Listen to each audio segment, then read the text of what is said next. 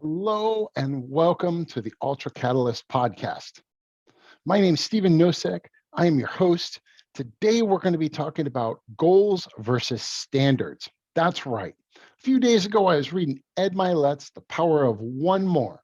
Such a great book. In one chapter, he talks about the difference between goals and standards. Now, I'm going to reflect on that over the past 10 years to describe all the different situations that I was in, as well as what my goals look like in 2013 versus goals and standards in 2023. Now, first off, over 10 years ago, I was kind of a raging alcoholic, to be honest with you. Yes, I worked a full-time corporate job. Yes, I was out there having a social life. I had a girlfriend, just had moved a few years into it to the other side of the country, and we were just expecting our first child. Now, what were my goals back then? Well, believe it or not, I didn't really have any. Now, sure, I had my corporate professional goals, right, which was really just task lists. Personally, what was my goals? It was social life, it was partying, it was vacation, wine tours, beer fest, beer taps, music halls, maybe an occasional run or like a tough mudder, but everything really revolved around alcohol, believe it or not. And interesting enough, I didn't really have any other kind of goals. Like I wasn't really motivated by money. Yeah, I was making a lot. It afforded the lifestyle that we had, but I wasn't really saving for a retirement. I wasn't really family planning. I was really just living right then and there in that moment, right? And I was I was really looking, how do you say, for that next dopamine hit of what was I going to do? It was either some sort of rock and roll concert down at an auditorium, or maybe it was a small club that had some sort of punk band going on. Maybe it was just driving to Canada at the time and going on a wine tour. I mean, there wasn't really a lot of emphasis in it. It was just in my 30s, that's what I wanted to do, was just kind of hang out, party, and enjoy life, right? Now, the downside to that is I was getting burnt out. I was always on the move. I always was thinking about when am I gonna party next, with who, and what kind of alcohol that I was going to consume, or even what kind of food I was going to have. We were spending money like crazy going out to eat almost every single night. Now, if I look back at what my standards were at the time, I didn't really have any. I'd wake up when I woke up, most of the time, kind of hungover. I'd get to work. I'd kind of have a set schedule, right? 7 to 4, 8 to 5, 9 to 6. Sometimes it was like 8 to 7, right? Sometimes it was 9 to 3. It really depended on what the day called for. And I wasn't really in a good state of mind to keep a schedule, right? Now, sure, I did the regular routines, right? Shower, shave, get dressed, dry clean my clothes, brush my teeth, my hair, all the normal stuff. Um, but yeah, I wasn't really there, right? My mind was thinking about what I was going to do a few days later, or looking to see what I was going to do right after work, like in 2 to 3, 4, 6 hours, right? That was the whole thing, is what are we doing after work? That kind of lifestyle consumed me for the longest time. Now, when I look back at what my non-goals and my weak standards had, when I looked around, I actually had some low quality relationships and friendships. Now, mind you, these were great people. I can't complain about the friends I had at the time. Very good. Always there, supportive, but they too were kind of living in that same situation, right? They weren't really planning farther ahead. It was typically that day, maybe a few days later, maybe the weekend, maybe a trip that people were going on in 1 to 2 months. Uh, I don't think a lot of us really had aspirations. Most of them had finished college or whatnot, and they were working corporate jobs, and they were just kind of enjoying life as they were slowly building their nest egg so they go out and buy property or eventually get married, whatever, right? But I look around and the friends I had really were into that same kind of thing that I was doing, right? And if they weren't doing it, I was hanging out with someone else that was, right? I didn't have a lot of outside friends that had these extracurricular activities that didn't involve all the things that I was already doing, right? And I actually got burned out. I burned a lot of bridges. I was kind of a dick to a lot of people, and it was unintentionally, right? I good natured. I was very kind, polite, all that stuff. But I was consumed with just a bad taste of life because I didn't really have any goals in that sense, right? Now, jump to 10 years, right? Actually, this is in the making of since about 5 years ago, where I actually started looking at what are my goals? What are my habits, my routines, AKA my standards?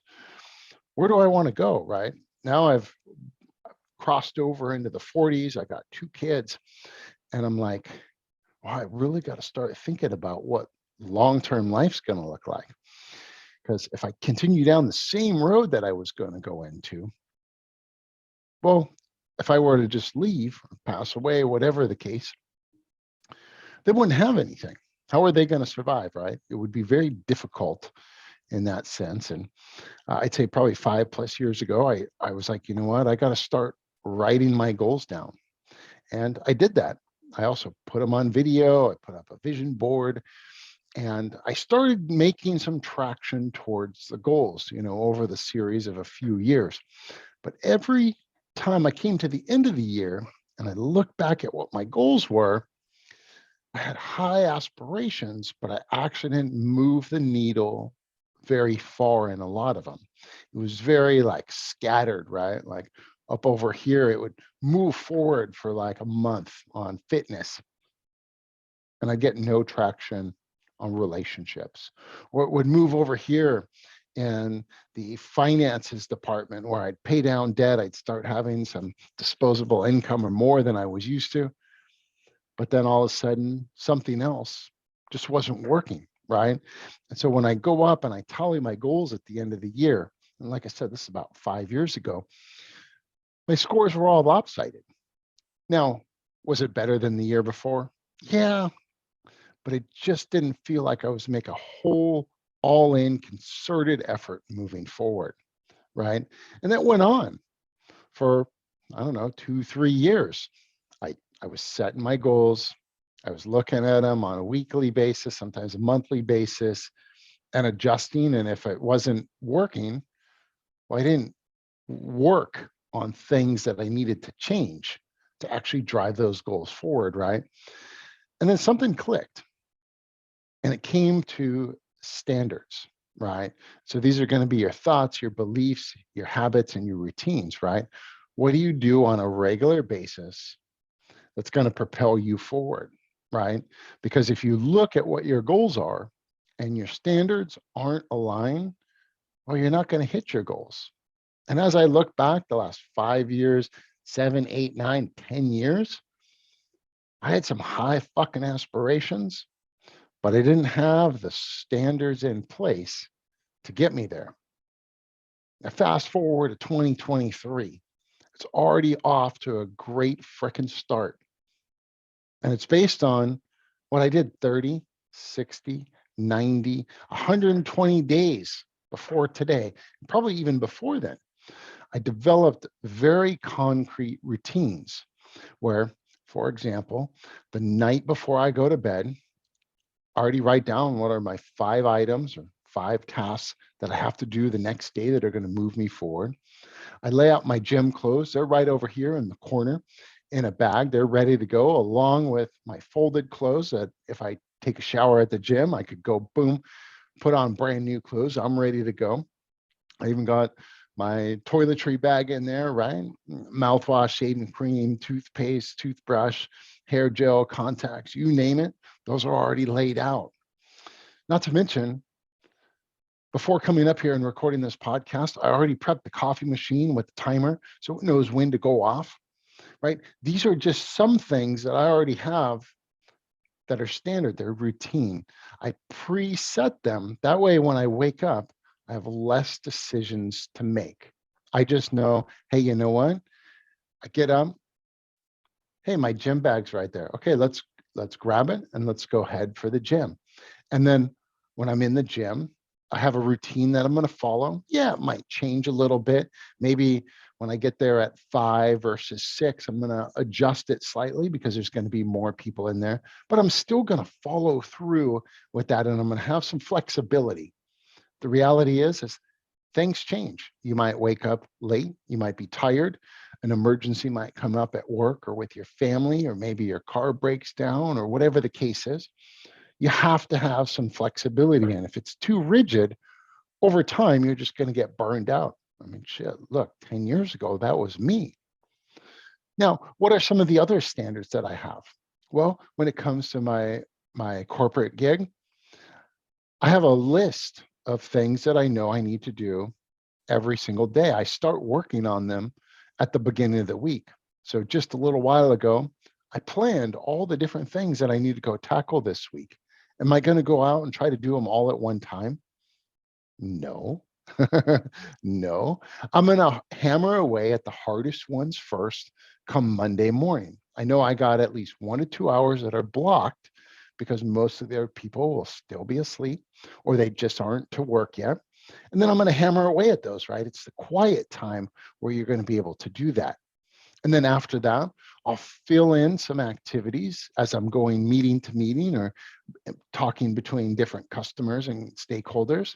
And maybe I'll crank out emails for 30 to 40, maybe 60 minutes. But I'm not going to sit there scrolling on my email waiting for something to come in, right? We all know that's unproductive. No, I'm going to move on to the next project. And throughout that week at work, I'm going to be taking score. Did I do this? Did I do this? Okay, you know what? This one I gotta have it carry over into the next one. Let's block some hours on my calendar. These are just some of the standards and habits that I have in place at my work. That way I can keep all the different projects moving forward, keep a good pulse on them. And if something does come up, hey, I just give someone a quick report. Hey, this is where we're at. And everybody's always in tune with what's going on because I try to stay on top of it the best I can and make sure that A, people are aware. So you got to communicate. But B, I know right where things are at. And if I'm not able to get to them or do them, or if I have to be out that day, I have someone else that they know what the schedule is and what we're working on. So it's really key in that role that I have those things already laid out and I make it a habit. Remember, this is on purpose, it's intentional that I got to drive those things forward. Now, another area, and this might shock you when it comes to family and relationship. Well, on my calendar, I'm going to be blocking certain amount of time throughout the day, the best I can, wherever I know that I'm going to have some downtime from one of the jobs that I'm doing or one of the activities, if it's physical or business, whatever. And I'm going to say, hey, you know what? Today, let's put the phone down for 1 or 2 hours. Don't touch it, put it in the other room, turn it on silent, turn off the notification to your watch. This is dedicated time. You need to be present, you need to be alert, and you got to be engaging. Now, do I spend the entire 2 hours fully engaged? No. My kids aren't going to be able to do that, right? They're still young. They're going to come, they're going to play. When they get their fill or they get distracted or they just had enough of you, Dad, they're off and running. And you know what? Now I got a little bit of time back. Okay, let's go do a quick little project before I go look what else I need to do on the phone, right? But I got that flexibility in there because it's a new standard that I've had to develop to make sure that I'm able to be fully present and intentional. Got tongue tied there. That's going to happen, right?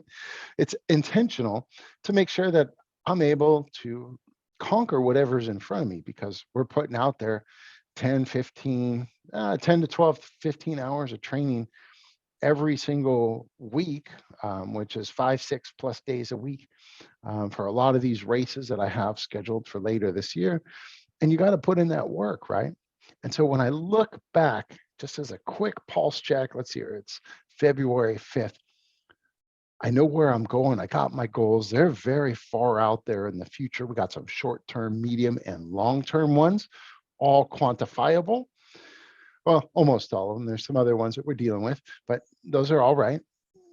And then I look at it and I say, you know what? Here are the routines, the habits, the behaviors, and the thoughts that I need to take care of to be able to move things forward on each of those. And so by setting higher standards and elevating how you think about what you want to accomplish and really visualizing it, these systems and processes that I've put in place in my personal and professional life, they're pushing me at times, pulling me towards my goals. Because you know what?